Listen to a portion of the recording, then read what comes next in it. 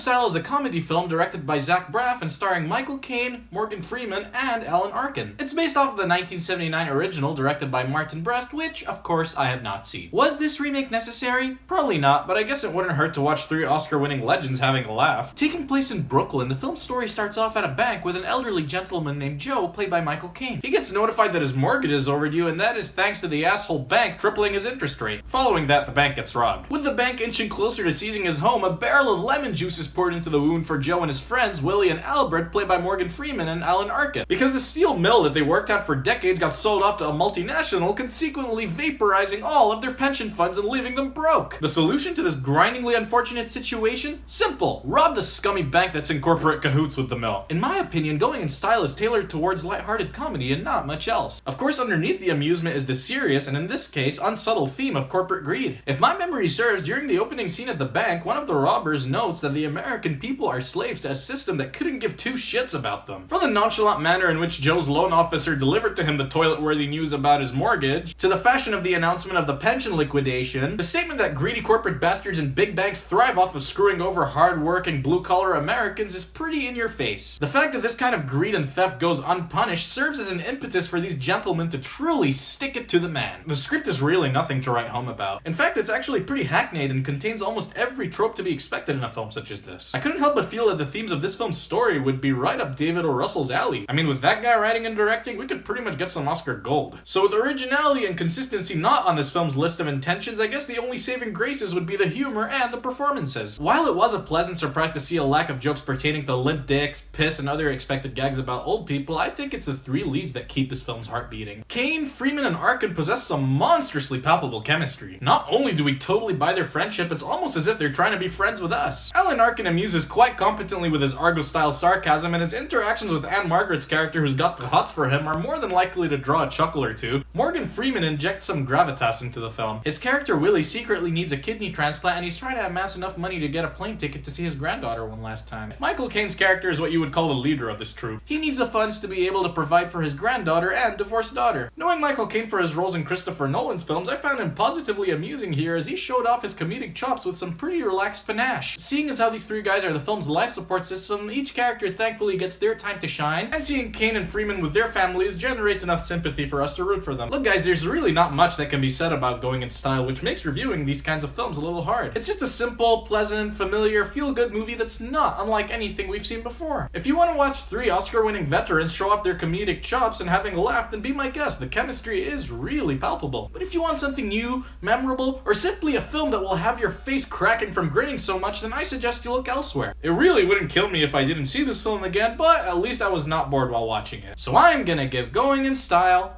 a 6. So these were my thoughts on Going in Style. What did you think of the film? Let me know in the comment section below. And if you like what I do, give me a like, hit that big subscribe button, stay tuned, and I will see you on the next one.